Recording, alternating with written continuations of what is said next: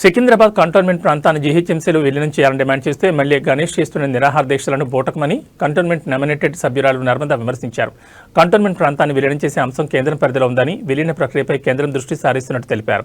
నిరాహార దీక్షల పేరిట ప్రజలను తప్పుదోవ పట్టించే ప్రయత్నం చేయడం సరికాదని అన్నారు. జీహెచ్ఎంసీలో కంటోన్మెంట్ ప్రాంతాన్ని విలీనం చేసే విషయంలో ఎమ్మెల్యే ప్రాణాలు సైతం లెక్క చేయకుండా దీక్షలు చేయాల్సిన అవసరం లేదని, ఆయన్ను కాపాడుకునే బాధ్యత తమదే అని అన్నారు.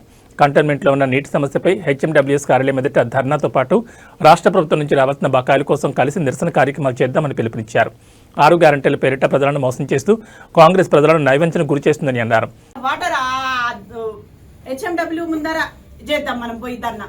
ఈ ధర్నాలన్నీ వదిలిపెట్టి ఉత్తుత్తగా అందరినీ డైవర్ట్ చేసి పక్కద్రోవలు పట్టించడము ఎంతవరకు కరెక్ట్ అని నేను ఎమ్మెల్యే గారిని అడుగుతున్నా.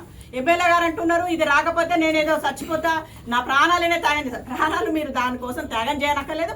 మీ ప్రాణాలను మేము త్యాగం చేయనీయం, మేము ఆప్తాం, మేము మీకోసం. ఎందుకంటే మీరు ఇచ్చిన హామీలన్నీ నెరవేర్చాలిగా. కాబట్టి మీరు బతుకుండాలి, మేము బతుకుండాలి, అందరం కలిసి ప్రజలకు మేలు చేసే విధంగా ఉండాలి తప్ప నువ్వు ఇప్పుడు చచ్చిపోతానంత మాత్రం అయ్యేది కాదు, పోయేది కాదు. మేము ఆపుకుంటాము ఎమ్మెల్యే గారు అని తెలియజేస్తున్నాను. అలాగే తను ఏమంటారు, మా ఎంపీ విషయానికి వస్తే, ఎంపీగా అంటే ఇప్పుడున్న సీఎం గారు అప్పుడున్న 5 సంవత్సరాలల్లో ఏమీ చేయలేదు డెవలప్మెంట్.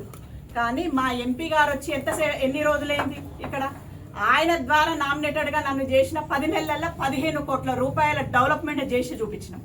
అలాగే మా ఎంపీ గారు ఇటల రాజేందర్ అన్న గారు, కేంద్ర మంత్రి వాళ్ళు కిషన్ రెడ్డి అన్న గారు, అంటే మా బీజేపీ పార్టీ అనేది ఎంత కట్టుబడి ఉంటుంది, ప్రజల కోసము ఎంత చేస్తుంది. 303 కోట్ల రూపాయలు వాళ్ళు ఇక్కడ తీసుకొచ్చి మన కంటోన్మెంట్ బోర్డులో డెవలప్మెంట్ కోసం వాళ్ళు చేసిండ్రు. ఎంపీ గారు ఏం చేసినట్టు ఎంపీ గారు ఎందుకు చేయలేదు? తను ఇప్పుడు గెలిచిన టైం నుండి ఈ టైం వరకు 303 కోట్ల రూపాయలు అయితే కంటోన్మెంట్ బోర్డుకు తెచ్చిచ్చిందా లేదా? మరి మీరేం చేసిండ్రు? స్టేట్ గవర్నమెంట్ నుండి మీరు 1 రూపాయి తెచ్చి ఇచ్చిండ్రా? పోనీ మేము కంటోన్మెంట్ బోర్డు ద్వారా ప్రాపర్టీ ట్యాక్స్ మాది ఇప్పుడు ప్రజలు కట్టే ఈ సొమ్ము మీరేం చేస్తలేరు, అది ప్రజల సొమ్ము అంటారు. కేంద్ర ప్రభుత్వమైన ప్రజల సొమ్మే, రాష్ట్ర ప్రభుత్వమే మీ ఇంట్లోకి వెళ్ళి చేస్తున్నా, మీ సీఎం గారి ఇంట్లోకి వెళ్ళి తెచ్చి ప్రజలకు మీరు చేస్తున్నా అని నేను అడుగుతున్నాను. మీరైనా ప్రజలు ఇచ్చిన సొమ్మే కదా. అంటే ప్రజలు కట్టే ట్యాక్సీలు మన ద్వారా, అంటే ప్రజానాయకులను ఎంచుకొని దాన్ని ఒక పద్ధతిగా ప్రజలకు ఖర్చు పెట్టే విధంగా ఒకరిని ఎంచుకొని ఇస్తారు. అది నామినేటెడ్ మెంబర్ కానీ, బోర్డు మెంబర్ కానీ, ఎమ్మెల్యే కానీ, ఎంపీ కానీ, ఎవరైనా కానీ ఆ ద్వారా చేయడానికి వాళ్ళ ప్రక్రియ. దానికోసము మొన్న ఈ మధ్య ఎమ్మెల్యే గారు ఏమంటున్నారు, ఆ కుర్చీలో వాచ్మెన్ కూర్చోబెట్టినా ఆ పని చేస్తుందని చెప్పడం జరిగింది. ఎమ్మెల్యే గారు ఏమనుకుంటుండ్రు అంటే తను ఓనర్ అనుకుంటుండ్రు. కానీ ప్రజాప్రతినిధులం అందరము ప్రజల సొమ్ము కోసము కాపలాదారులమే. ఆ విషయం తనకు తెలియదు. నేను ఓనర్ అని ఆయన అనుకుంటుండు. నేను 8 వార్డులకు వాచ్మెన్ అంటే ఆయన 9 వార్డులకు వాచ్మెన్. ఆ సంగతి ఆయన మర్చిపోవద్దు, గుర్తుపెట్టుకోవాలని నేను తెలియజేస్తున్నాను. ఇప్పుడు మహిళలకు సీఎం గారు ఏమిచ్చిండ్రు హామీలు? ప్రతి మహిళకు 2500 రూపాయలు ఇస్తా అని చెప్పిండ్రు. కానీ ఇంతవరకు ఏం అమలు చేసిండ్రు? దాని మీద ఫైట్ చేద్దాం అందరం కలిసి.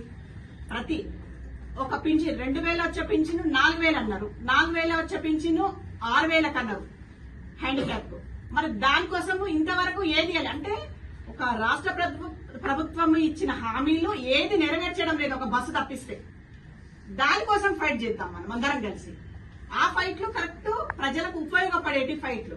ఇది వేస్ట్. నువ్వు చేసినా, మేము చేసినా, ఎవరు చేసినా జరిగే టైంలో జరుగుతుంది. కేంద్ర ప్రభుత్వం, రాష్ట్ర ప్రభుత్వం, సీఎం గారు, పిఎం గారు చూసుకుంటారు. అలాగే ఇప్పుడు కళ్యాణ లక్ష్మి ఉంది. కళ్యాణ లక్ష్మి ఇదేదో ఇవ్వాలి, ఏదో చెక్ ఇచ్చినట్టు, దాంతో పాటు తులం బంగారం ఇచ్చిర్రా? అది లేదు. మరి హామీలు ఇచ్చి 6 హామీలు అంటారు, 400 హామీలు అంటారు, 100 హామీలు ఇచ్చి దాన్ని ఏవి నెరవేర్చకుండా వాటి కోసం, ప్రజల కోసం ఫైట్ చేయాలి తప్ప ఇప్పుడు నువ్వు ఇక్కడ ధర్నా కూర్చుంటే మాత్రం అయ్యేదేముంది? వాళ్ళకు డబ్బులు రావు, బంగారం రాదు, ఏది రాదు కదా. అంటే ప్రజలకు ఉపయోగపడే పనులు మనం చేయాలి, ప్రజలకు ఇచ్చిన హామీలు మనం నెరవేర్చాలి. తప్పిస్తే తప్పుదో నడిపించి ఏదో పక్కన వాళ్ళంతా టీఆర్ఎస్ వాళ్ళు ఏదో దండ చేస్తున్నారని దానికి సంబంధించి దాన్ని ఏదో డైవర్ట్ చేద్దామని ఇవి చేయడం కాదు. మీరు నిజంగా మీకు చిత్తశుద్ధి మీకుంటే నడవండి, సీఎం ఆఫీస్ ముందు ధర్నా చేద్దాం అందరం కలిసి. మనకు వచ్చే బకాయిల కోసం ధర్నా చేద్దాం, మన ప్రజల నష్టపరిహారం కోసం ధర్నా చేద్దాం, మన మహిళల తుల బంగారం కోసం చేద్దాం, 2500 రూపాయల కోసం చేద్దాం. ప్రతిదీ ఉన్నది మనం దర్జా చేసుకోవడానికి, మన ప్రజలకు మనం మేలు చేసేదానికి అని నేను ఈ రోజు ఇక వాటర్ విషయానికి వస్తే ఏమన్నా అంటే వాటర్ మేము మంచిగా 6 ఇస్తున్నాం అనేది 60 అని అంటారు తప్ప ఇంతవరకు ఆ వాటర్ అసలు ఇంప్రూవ్ కాలేదు. ఈ ఎన్నో ఫోన్లు వచ్చినాయి, 4 నుండి 5 రోజుల వరకు వాటర్ వస్తలేదు.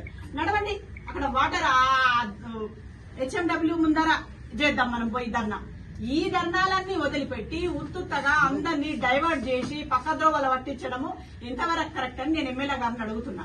ఎమ్మెల్యే గారు అంటున్నారు ఇది రాకపోతే నేనేదో చచ్చిపోతా, నా ప్రాణాలనే త్యాగం చేస్తాను. ప్రాణాలు మీరు దానికోసం త్యాగం చేయనక్కర్లేదు, మీ ప్రాణాలను మేము త్యాగం చేయనీయం, మేము ఆప్తాం, మేము మీకోసం. ఎందుకంటే మీరు ఇచ్చిన హామీలన్నీ నెరవేర్చాలిగా. కాబట్టి మీరు బతుకుండాలి, మేము బతుకుండాలి, అందరం కలిసి ప్రజలకు మేలు చేసే విధంగా ఉండాలి తప్ప నువ్వు ఇప్పుడు చచ్చిపోతానంత మాత్రం అయ్యేది కాదు, పోయేది కాదు. మేము ఆపుతున్నాము ఎమ్మెల్యే గారని తెలియజేస్తున్నాను. అలాగే